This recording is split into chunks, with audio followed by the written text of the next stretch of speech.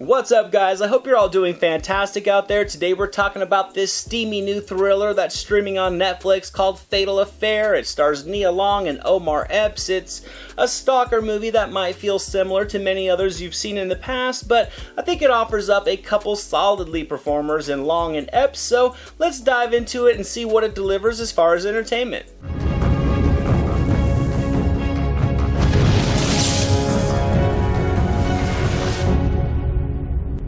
Now, like many of you, I usually watch a trailer to a film prior to watching to see what I'm getting into. I knew what I was getting into with this one, and I would say it delivered exactly what I was expecting, and that's on the unfortunate side. And while it wasn't great, it wasn't horrible either. I certainly think it was on the side of uninspired and unambitious, yet Nia Long and Omar Epps, they come in to make the most of some very flat characters on the development side to make the movie watchable if you're interested. The flaws in this film were very evident and clear to see. It's a by-the-numbers, fatal attraction plotline. The turns in the story are extremely easy to see coming, and every genre of cinema has its own collection of tropes that often fill the storylines, and Fatal Affair uses a ton of them. Characters, they make decisions that contradict what most people with common sense and a history together would normally do to resolve a dispute, because if they did, the story would end. I think this superficial atmosphere was layered heavily over the entire movie. However,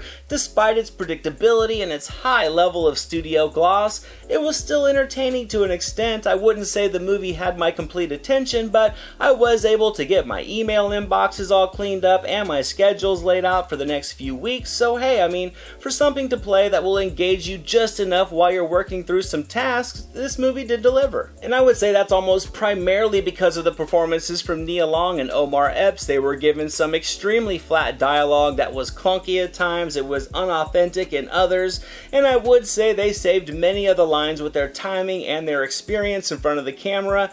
Did they save the movie? I would say no, despite both doing as good as most would do with the material that they had to work with. But at the same time, that's just me. I remember Nia Long all the way back from Friday, I remember Omar Epps all the way back from Juice, and I've seen them through both of their rises in Hollywood, so for that aspect, this was a bit of a nostalgic film for me when watching, although I would have loved for them to have had some just much more layered characters and story arcs to work with, because I think they would have killed it if they did. On the positive side, the runtime is short. It does keep the pace moving. The tension throughout this film, I would say, does have its moments. Some of them land despite the routine setups. Many of them do not. I will give the writers credit for a fun little wrinkle that was planted into the story. It admittedly was a very convenient wrinkle, but I felt they were at least maybe heading in the right direction. No, I will admit that glimmer of optimism could be the result of just bland story layers wrapped around this scene, but in the moment, it was the only feeling of surprise this movie provided for me. This one's also rated TV-14, so it's a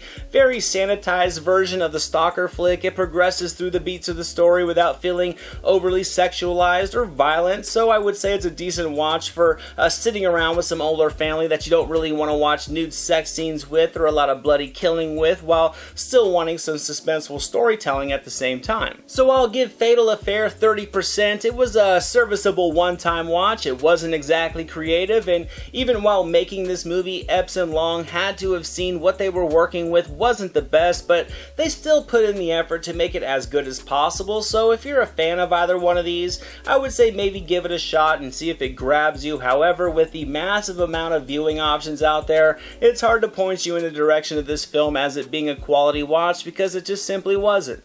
Thank you so much for watching this video, guys. I hope you enjoyed it. If you did, drop it a thumbs up, leave a comment below. I'd love to talk movies with you guys. Share it with your friends, and without question, hit that subscribe button and the notification bell so you can never miss a video. Here are some links to some recent reviews just in case you missed them. All my social media links and the link to our official website are down in the description below, and I'll catch you next time.